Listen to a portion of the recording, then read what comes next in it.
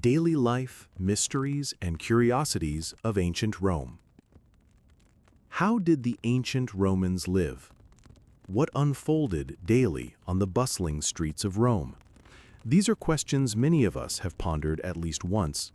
This book aims to provide the answers. The true allure of Rome is beyond mere description. It must be felt, experienced firsthand with every visit to a Roman-era archaeological site.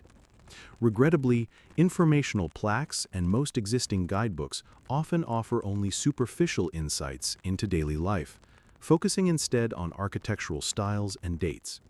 However, there's a unique approach to breathe vitality into these ancient ruins. Pay close attention to the intricate details. The worn steps of staircases, the vibrant graffiti adorning plastered walls. Pompeii boasts an abundance. The deep ruts carved into stone pavements by countless chariots, and the smooth indentations on thresholds left by long-vanished entrance doors. By focusing on these subtle clues, the ruins unexpectedly hum with renewed life, allowing you to see the people who once walked there. This very vision inspired this book, to recount a grand history through a tapestry of countless small personal stories. Over many years of filming Roman monuments, both within Rome's boundaries and beyond, I've repeatedly stumbled upon captivating life stories and intriguing details from Imperial Rome. These nuggets of information, forgotten by time and rediscovered by archaeologists, unveil the customs, habits, and curiosities of a vanished world. Similar revelations emerged from conversations with archaeologists and through reading their scholarly articles and books.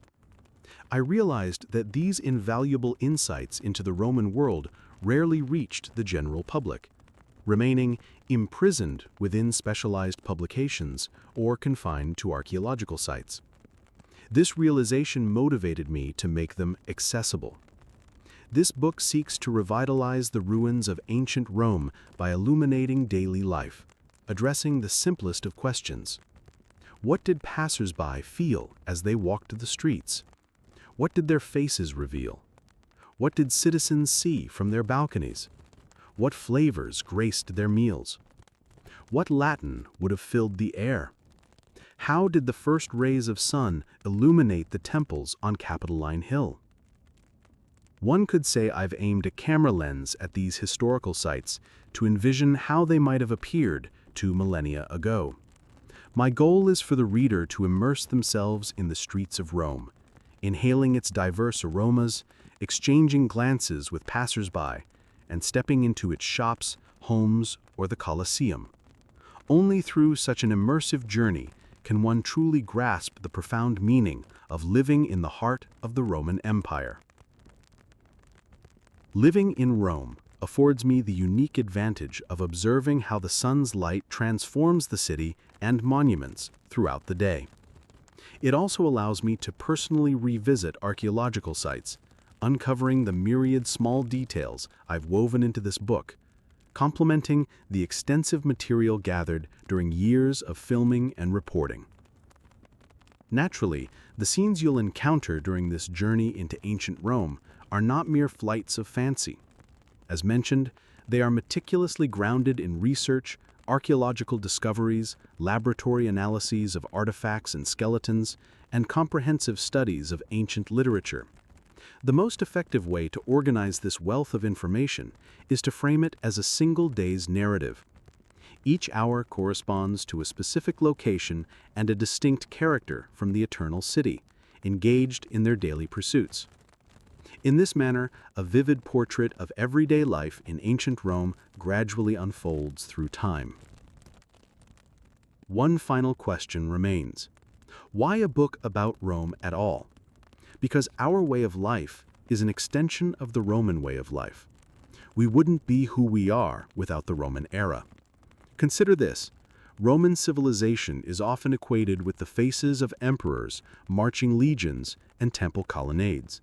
But its true strength lies elsewhere.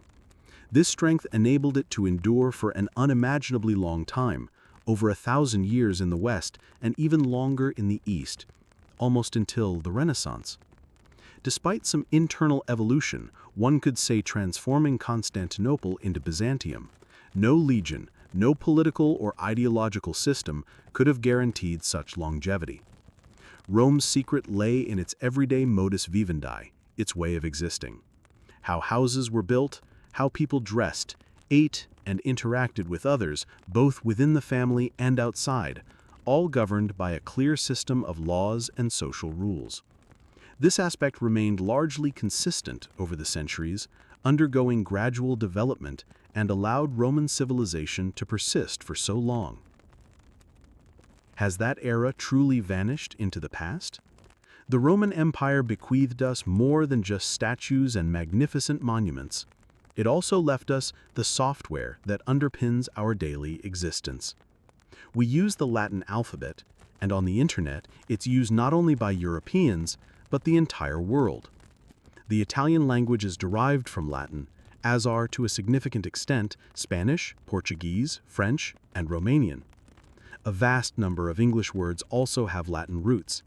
And this is not even mentioning the legal system, roads, architecture, painting, and sculpture, which would not be as they are without the Romans.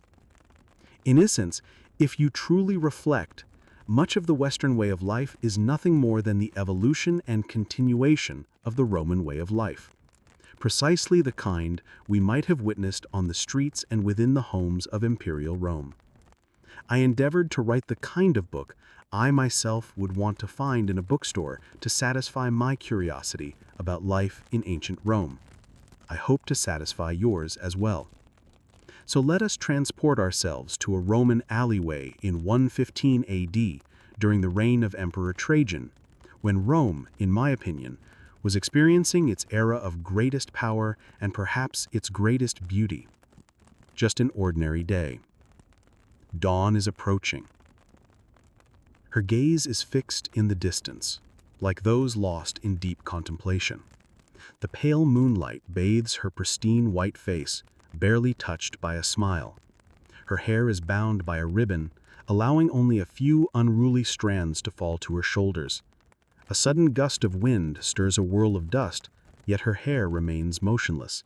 No surprise, it's marble after all, as are her bare arms and the myriad folds of her drapery. The sculptor who carved her used the most precious marble to immortalize one of the most revered Roman deities in stone. This is Mater Matuta, the gracious mother, goddess of fertility, beginnings, and the morning dawn. For many years, the statue has stood on an imposing marble pedestal at a street intersection. Darkness surrounds it, but in the diffused moonlight, the outlines of a wide street with shops on both sides can be discerned. At this nocturnal hour, all are closed, their heavy wooden shutters recessed into the floor and reinforced with sturdy latches. This is the lower section of massive, dark structures. Black silhouettes are everywhere, making it feel at times as if you are at the bottom of a deep canyon, with stars shining above. These are the homes of the poor, insulae, similar to our modern apartment buildings, but far less comfortable. The absence of lighting in these homes, and indeed throughout the streets of Rome, is striking. But perhaps we are ourselves too accustomed to modern comforts. For centuries, with the arrival of dusk, all cities worldwide plunged into darkness, save for the occasional tavern lantern, or the flickering oil lamps before holy images, usually placed at locations vital for nocturnal travelers' orientation, such as street corners, intersections, and so on. Imperial Rome was no different. In the darkness, the outlines of such places are faintly discernible, thanks to the few lamplights, or rather luminaries, not extinguished inside the houses. The second striking aspect is the silence. A fantastic stillness envelops us as we walk down the street. It is broken only by the gurgling of water from the neighborhood fountain a few dozen meters away. It is quite simply constructed. 4 thick travertine slabs form a square basin above which a stela rises. The sliver of moonlight, barely piercing between 2 buildings, allows us to make out the carved face of a deity on the stela. It is Mercury, with winged helmet, and a stream of water flows from his lips. During the day, Women, children, and slaves would rush here with wooden buckets to fetch water and carry it home. But now all is deserted, and only the sound of flowing water disturbs our solitude. This silence is unusual. After all, we are in the very heart of a city with a population of 1.5 million inhabitants. Usually, at night, goods are delivered to shops, iron-rimmed carts clatter over the cobblestones, shouts, neighs, and inevitable curses can be heard. And these very sounds echo in the distance. They are accompanied by a dog's bark. Rome never sleeps. The road ahead widens, revealing an illuminated section. The moonlight accents the grid of basalt slabs paving the street, like the fossilized shell of a giant turtle. A little further down the street, something stirs. A man stops, then moves again, and finally, swaying, leans against